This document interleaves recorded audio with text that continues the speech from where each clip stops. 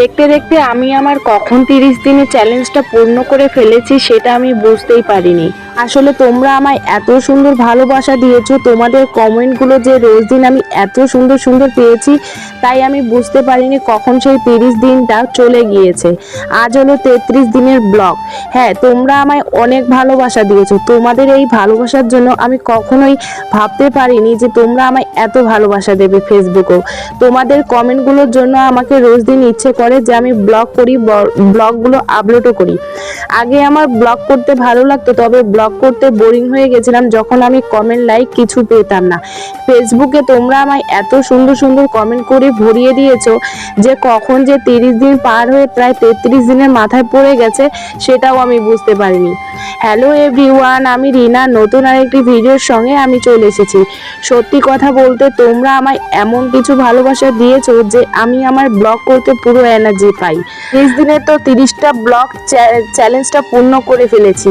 এবার আমি নিতে চাচ্ছি 1 সপ্তাহ শাউট আউট।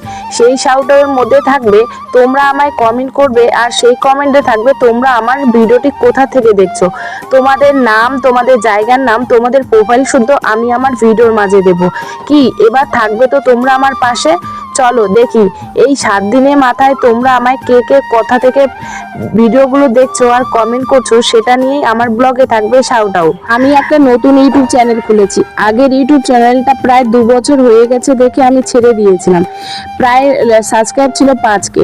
এই নতুন চ্যানেলটা খোলার পরও আমি আবার অনেক বিপদের মুখোমুখি হচ্ছি। আমি ভিউজ পাচ্ছি ঠিকই, তবে আমার সাবস্ক্রাইবগুলো যে আসে সেগুলো অ্যাড হচ্ছে না। আমি জানি না কেন। এই প্রবলেমটা যে আমার কতদিনে সলভ হবে সেটাও জানি না। সেখান থেকে আমি যে সুন্দর এবার ভালোবাসা পাবো কিনা সেটাও জানি না। কিন্তু তোমাদের এই ফেসবুক থেকে ভালোবাসা পেয়ে সেই ভালোবাসার এনার্জি নিয়েও আমি আবার নতুনভাবে ইউটিউবে কাজ করছি।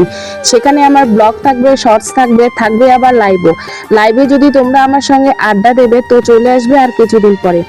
এবার আমি বেরিয়ে পড়েছি শুভ। আমরা একটা বড়ই ভুল করি, গাড়ি চলাচলের সময় আমরা মাস্ক পরে বেরোই না। এখানে এমন একটা গাড়ি গেল, এত ধোঁয়ার কারণে আমার নাকে মুখে ঢুকে গেছিল দেখে প্রচণ্ড কাশি হচ্ছিল। বাচ্চাদেরকে হয়তো সবসময় মাস্ক পরিয়ে বেরোনোটাই সঠিক হবে।